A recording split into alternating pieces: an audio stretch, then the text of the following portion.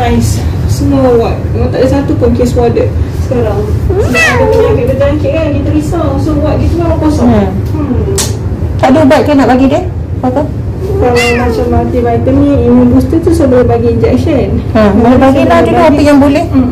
Aduh. Maksudnya air pun dia tak nak minum sendiri. So dia start dia hydrated juga. Kalau ni kan kalau kita twist, dia stay je. Sepatutnya dia go back to normal cepat. Ni dia tak ni. Sebab badan dia pun naik turun. Waktu first vaksin hari tu rendah, waktu second vaksin naik. Sayang. Kerja ni nak kena pergi office. Macam ni susah lah, nak kena hantar dia balik-balik lah. Ingatkan boleh audit kat tempat doktor ni. Balik kerja pukul berapa? Balik kerja pukul 6. Kalau nak tinggal masa kau ni ambil pukul 6, boleh lah. Boleh? Maksudnya balik kerja nanti ambil dia balik. So, kita tak letak dekat ward lah, kita letak dekat boarding. Kat mana? Kedai sebelah. Kedai sebelah tu ada apa?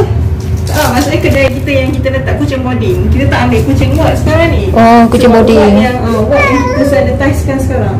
Sebab kita tak nak ada jangkit. Tapi kalau letak situ macam mana? Doktor bagi dia makan ke?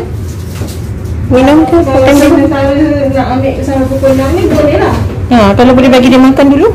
So nanti kau balik kerja dengan Sayang tak maulah nak. Aduh, ya, Mama tahu. Sakit nak ya. Sakit.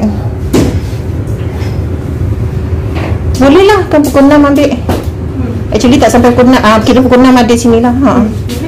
Ini pun tinggal nanti kita masuk air, besok makan sebagai boleh lah, tolonglah dulu. Semalam dah bagi dia multivitamin. Beli kat sini juga semalam. Oh, yang makan kan? Yang ni. Is it good this one? Boleh juga.